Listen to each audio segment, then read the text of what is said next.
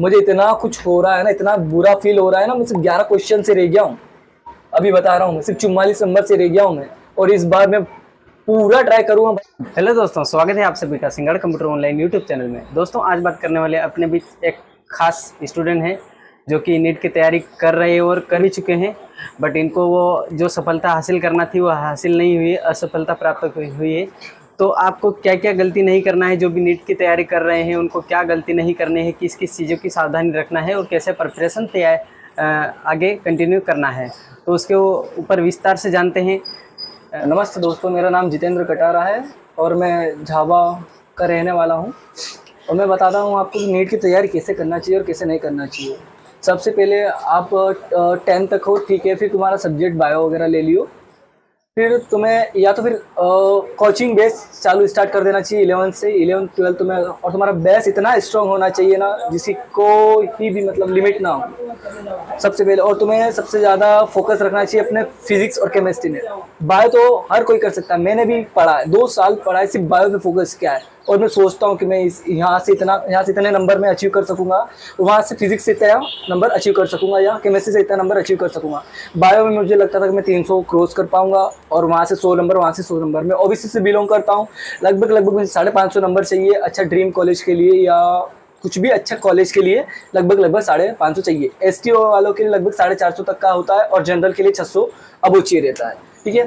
तो तुम्हें अब कैसा पढ़ना चाहिए, कैसे नहीं पढ़ना चाहिए भाई, वो मैं तुम्हें बहुत बताऊंगा, क्योंकि मेरे ऊपर बीत चुका है और तुम्हें भी जानना बहुत जरूरी है। सिंगाड़ भाई का चैनल है यूट्यूब पे।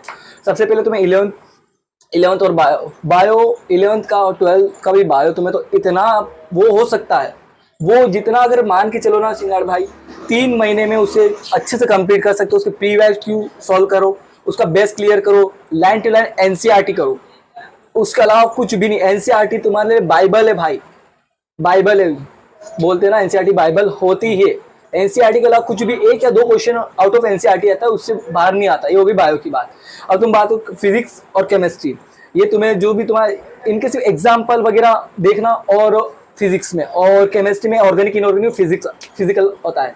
इन तीनों में तुम्हें टीचर्स ही जो बताता है वो ही नोट डाउन करके वही पढ़ना, कुछ पढ़ने की जरूरत नहीं है, क्योंकि तुम वैसे भी कंफ्यूज होता है, बंदा कंफ्यूज होता है। सही, केमिस्ट्री में भी कंफ्यूज होगा और फिजिक्स में भी ऑलवेज टीम मोटिवेट बहुत होता है बंदा भाई। अब बचा 1 महीना भाई, तुमने पूरे साल मस्ती कर ली, ठीक है, मस्ती कर ली। अब तुम्हें कहाँ पे जाओगे तुम? डायरेक्ट भाई बायो, भाई स्ट्रॉन्ग है, बायो सबसे ज्यादा वेटेज है, ठीक है, 360 का आता है बायो। भाई ये बंदा सोचेगा भाई मुझे तो सिर्फ बायो करना है, केमिस्ट्री और फिजिक्स में से। और मान लो टफ आ गया पेपर, तो पेपर टफ आ जाता है तो फिर बायो में तो तुम्हारी ऐसी, ठीक है, तुम्हें अच्छा स्ट्रॉन्ग करेगा, वैसे बायो में वैसे बैंड बच जाएगी, लेकिन तो फिजिक्स और केमिस्ट्री का क्या होगा? कहने का मतलब ये है, जैसे तुम्हारा बायो स्ट्रॉन्ग ऑलमोस्ट सबका ऑलमोस्ट, और रैंक कैसे होता है, फिजिक्स और केमिस्ट्री से ही रैंक और बंदा सिलेक्शन होता है। तो भाई तुम्हें स्टार्टिंग से ही मतलब थोड़ा थोड़ा करके, भाई बोलते ना बूंद बूंद से घड़ा भरता है, बूंद बूंद से घड़ा भरता, थोड़ा बहुत करके ही, भले धीरे धीरे 365 दिन मिलता है बंदे को, तुम धीरे धीरे भी पढ़ोगे ना तो फिजिक्स और केमिस्ट्री हो जाएगी। और मैं भाई दावे के साथ बोल सकता हूँ कि भाई तुम फिजिक्स केमिस्ट्री ना करोगे ना तो सिलेक्शन तो हो ही नहीं सकता है, तुम्हें बीएचएमएस कॉलेज भी नहीं मिलेगा, क्योंकि है ना हर साल नीट पेपर पैटर्न बदलता है। इस साल बायो का पेपर, ठीक है, 2023 का पेपर हुआ है, उसमें बायो का पेपर बहुत ईजी आया, ठीक है, और केमिस्ट्री का और फिजिक्स का थोड़ा बहुत टफ आ गया। अब बंदे को मिलती 3 घंटे मिलते हैं, अब उसे प्रैक्टिस जोन होता है, जैसे कि उसको एमआर सीट पे वो क्लिक करेगा, उसको प्रैक्टिस बढ़ाने के लिए भाई 3 घंटे 20 मिनट मिलता है, तो प्रैक्टिस करते जाएगा तभी तो उसमें मतलब वो इंप्रूवमेंट दिखेगा। जी बिल्कुल सही है ना। अगर भाई तुम मान लो चलो तुम्हें सब कुछ आता है, अब प्रैक्टिस जोन भी इंपॉर्टेंट है, ओएमआर सीट होते हैं, जो कोचिंग पे टेस्ट होते हैं भाई, उसे वीकली होते हैं या मंथली होते हैं, जैसे भी होते हैं, उसे अटेंड करो, और डेली कोचिंग जाओ। अगर तुम एक दिन भी नहीं गए ना तो तुम्हारा डिमोटिवेट फिक्स है भाई, तुम्हारा पीछे वाला छूटना फिक्स है, और बाई चांस उससे ही क्वेश्चन बैठ गया तो वहीं से तुम्हारा टर्नओवर हो जाएगा भाई। इसलिए मैं बता रहा हूँ फिजिक्स केमिस्ट्री बहुत स्ट्रॉन्ग करो भाई। मेरा बायो तो ऑलमोस्ट सबका रहता है स्ट्रॉन्ग, इसलिए भाई।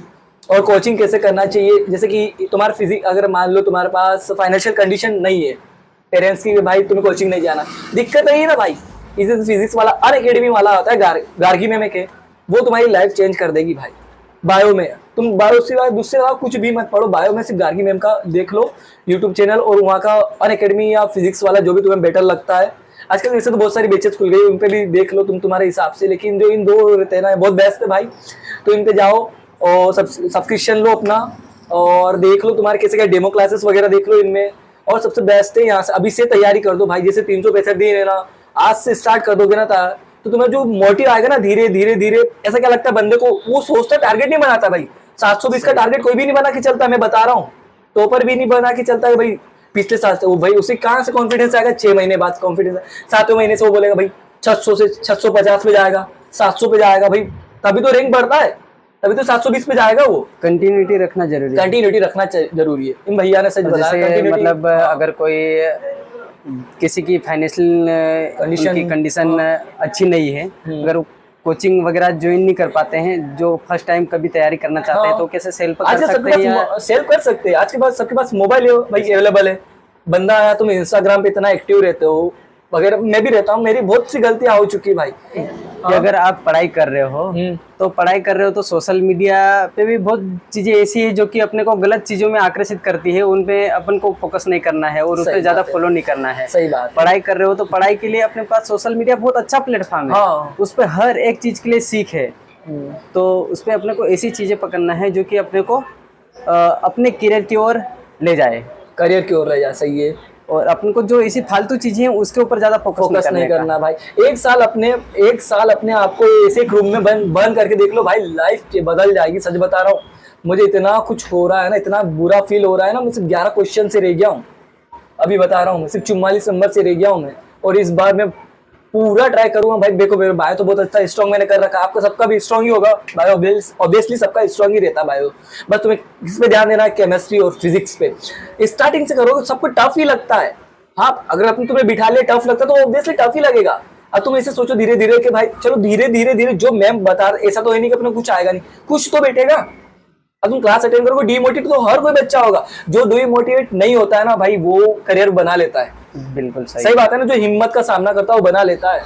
और तुम्हें बनाना पड़ेगा भाई, माँ बाप के दम पे नहीं जीवा रहा है। दुनिया बहुत बड़ी है। देखो जिनकी फाइनेंशियल कंडीशन जितनी अच्छी नहीं है, उनके लिए अगर फर्स्ट टाइम जो तैयारी करना चाहते हैं तो उनको एक बार तो कोचिंग एकेडमी ज्वाइन करना जरूरी रहता है, क्योंकि उनको ऐसे सेल्फ स्टडी करेंगे तो उनको सिलेबस वगैरह और पूरी डिटेल वगैरह नहीं समझ में आएगी। तो कैसे क्या स्टार्टिंग करना है। मिनिमम जो भी जितने भी कम फीस रहती है किसी भी इंस्टीट्यूट में, जैसे बहुत सारे इंस्टीट्यूट अलग अलग फीस पे एडमिशन वगैरह देते हैं, तो जिसमें कम फीस रहती है उसमें एक बार कोचिंग। और वहाँ पे आजकल बहुत सी स्कॉलरशिप भी मिलता है। बिल्कुल स्कॉलरशिप मिलता है, वो भी बहुत सुविधा रहती है। तो इसलिए किसी भी इंस्टीट्यूट में जाके उनकी पूरी इन्फॉर्मेशन लो, वहाँ पे डेमो वगैरह लो, अपने को कैसे क्या समझ में आ रहा है। जो टीचर समझ पड़े ना भाई, उससे तुम लो। और नीट के पर्पज से बता रहा हूँ, जिंदगी सुधर जाएगी तुम्हारी। मुझे ना 1 साल और ड्रॉप लेना है, और इस बार तो मेरा एम का ड्रीम है भाई। एम मुझे लेना है किसी भी हालत में। जो एम कॉलेज दिल्ली में है ना, वो मुझे चाहिए।